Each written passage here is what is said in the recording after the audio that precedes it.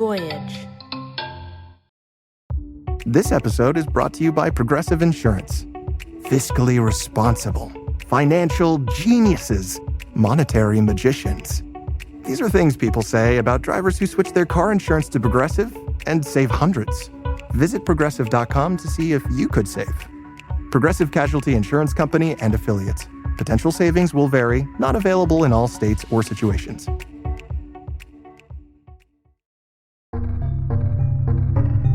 My trips to the Infinite Realm to meet John had been extremely pleasant, easy experiences.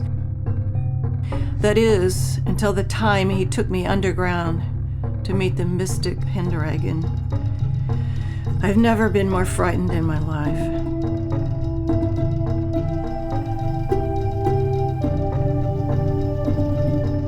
Linda, anyone going through these experiences you claim to have had would be changed by them. How did it change you? In so many ways. First, I should mention that I'd taken another hiatus from my book to focus on my toddlers and 2 young teenage girls. I was feeling more and more disconnected from those initial amazing journeys. I was feeling more and more lost from the inspiration of it, and I realized how much I wanted to get back onto that path that I'd started, and to learn how to better ground myself as I walked it. I'd been teaching others these techniques for years, but somehow I was feeling out of touch with it myself. I needed to get back in touch with my highest creative essence, as I like to call it. If only I knew how to find it again.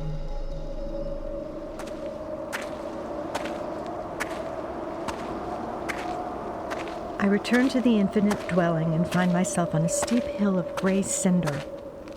Then I see him. John! Thank goodness. I was starting to worry.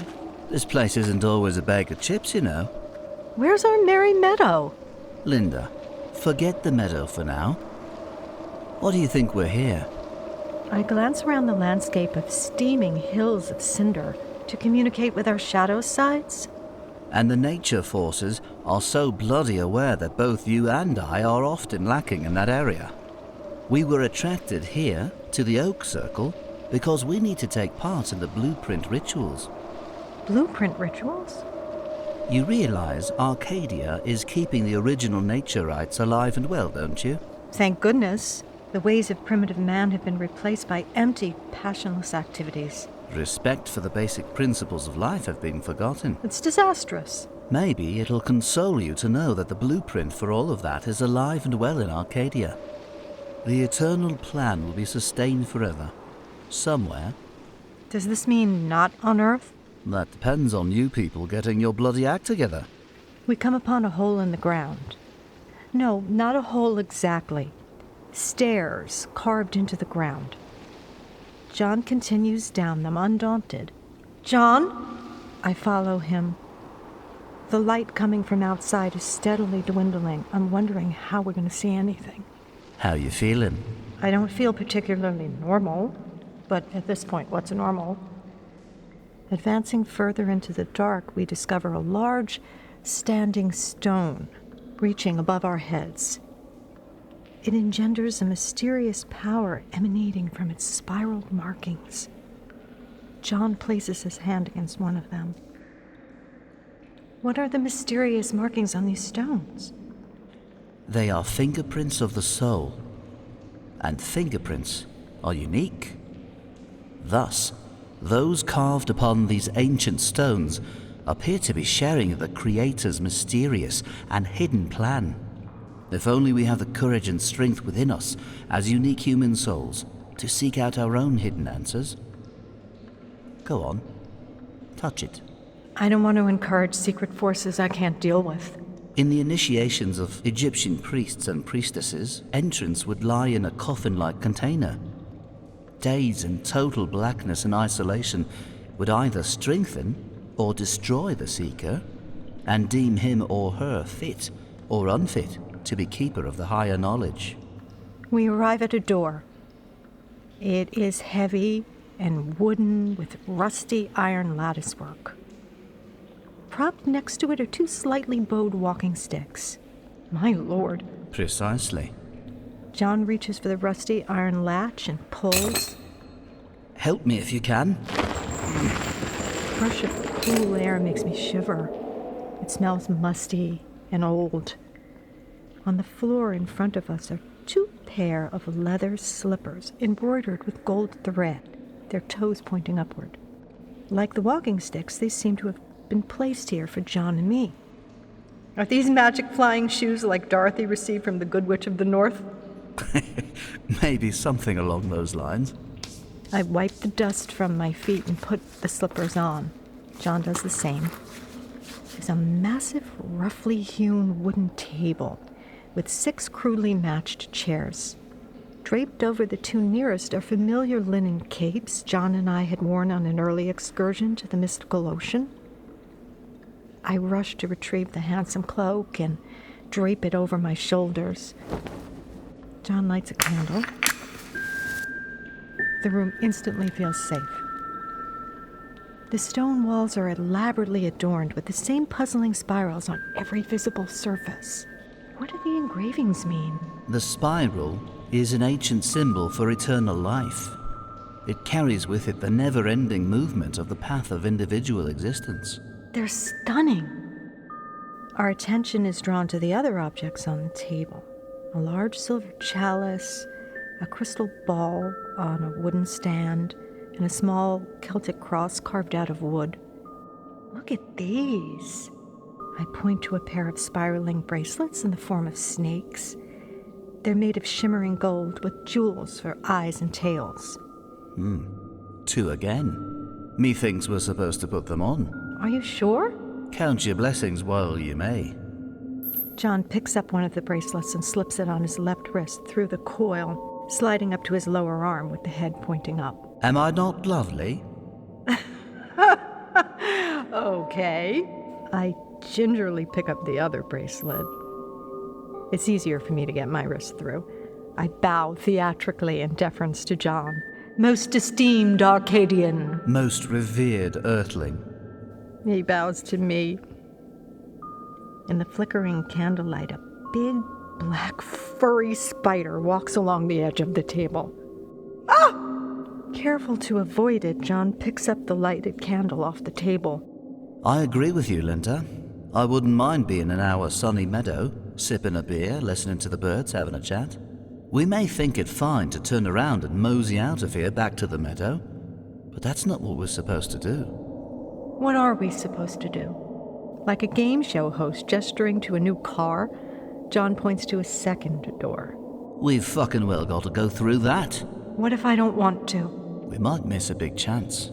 For what? The chance to learn something important about ourselves. Does it really work that way? Here in Arcadia, yes. And it usually works that way on Earth, although it's not always as obvious as it is here. He glances at the spider resting comfortably on the crystal ball. Okay, I'm prepared. But you have to open the next door yourself. Gripping the candlestick, John moves in the direction of the second door, which is decorated with elaborate iron lattice work. I notice how anxious he is, and suspect he knows something I don't. A huge rat scurries past our feet. We peer into yet another mysterious chamber. I grab John's arm. I feel him trembling. The flickering candle flame throws shadows on several long, heavy objects. Cautiously standing outside the door, we try to determine what is there. There are no playful slippers, no capes, no walking sticks. Instead, there's a nauseating, acrid odor of old mold and dust mixed with dank air. Go in. Okay, but you're coming with me. We step inside. The candlelight reveals details of the room. 2 long wooden objects lean at an angle against a spiral-covered wall. They look like long, thin boxes. I have chills running up my back and arms and wonder if I'm going to be sick. John looks white like a phantom. Stepping closer, our flame begins to illuminate the contents of the wooden boxes. The shocking sight makes me recoil. God, no. Staring at us from the boxes are two hideously shriveled and decayed duplicates of John and myself. The capes are so aged and they're nearly disintegrated.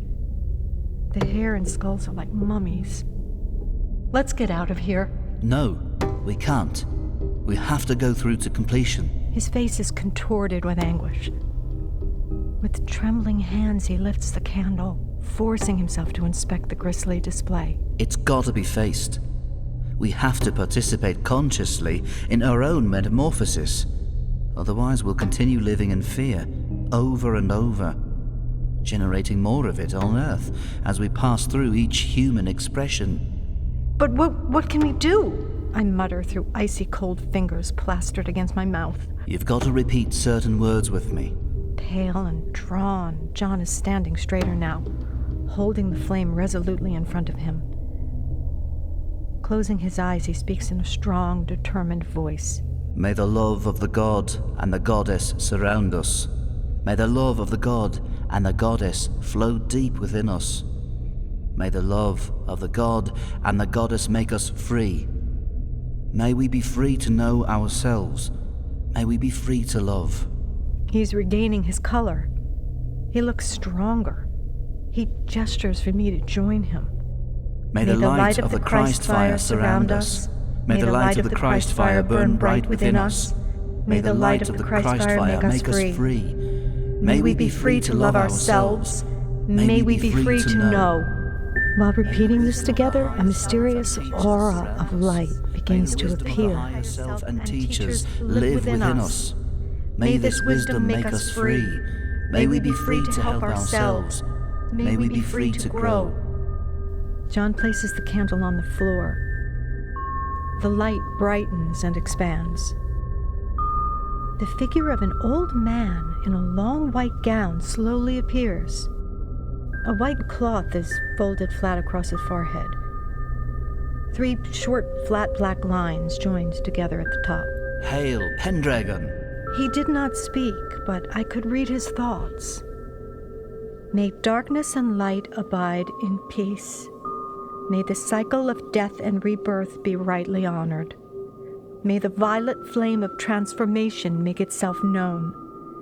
May the beauty of dawn unfold in the hearts of its seekers. May there be peace in the universe. To our amazement, the boxes with their dreadful contents burst into columns of fire. Our gruesome doubles disappear into an inferno of purplish iridescence. The man in white, the Pendragon, as John called him, held out his hand. An exquisite gleaming sword materializes out of the light. I take it in the name of love. May there be peace in the universe. My most revered High Teacher Pendragon, I thank you with all my soul for this gift. May there be peace in the universe. The Pendragon points to a wall. A door appears where there was none. He gestures to me, and I push against the door with both hands. I found myself staring out onto a grassy plain with trees. It's nighttime. Hours must have passed, but then again, what is time here? I see many people dressed in white clothes encircling a large bonfire. I step into the deliciously fragrant, cool evening. Moonlight drenches my entire being. What did this encounter mean to you at the time?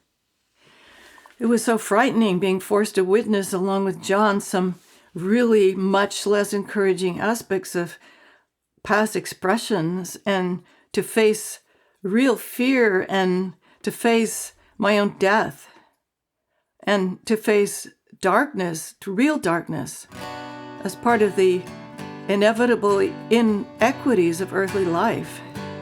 It isn't always a bag of chips, you know. Infinite here, eternal now. In the next episode, Linda will make peace with an event from her past life that has haunted her for as long as she can remember. Infinite here,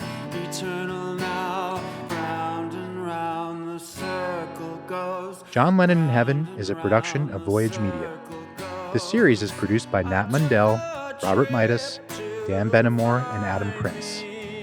Written and directed by Adam Prince, based on the novel John Lennon in Heaven by Linda Keenan. The novel is available on Amazon. A link is in the show notes. Starring Steve Corona as John and Laura Jane Salvato as Linda. Additional cast credits are available in the show notes. Edited, sound design, and mixed by Andres Coca. Original music by Derlis Gonzalez and Beyond Abbey. If you're enjoying the show, please leave us a 5-star review on Apple Podcasts or anywhere you're listening, and subscribe now for future episodes.